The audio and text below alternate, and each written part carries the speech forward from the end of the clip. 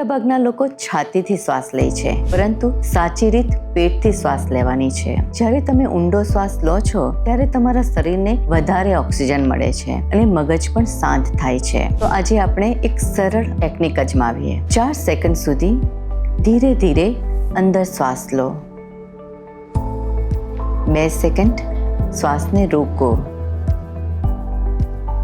અને 6 સેકન્ડ ધીમે ધીમે ધીમે શ્વાસને બહાર છોડો. ફક્ત 1 મિનિટ આ ટેકનિક કરવાની છે અને પછી જુઓ કે શું થાય છે. તમને ઓબ્ઝર્વ થયું કે તમારી એકાગ્રતા વધી, તમારો તણાવ ઓછો થયો, તમારી ઉર્જા વધી અને મનને શાંતિ મળી.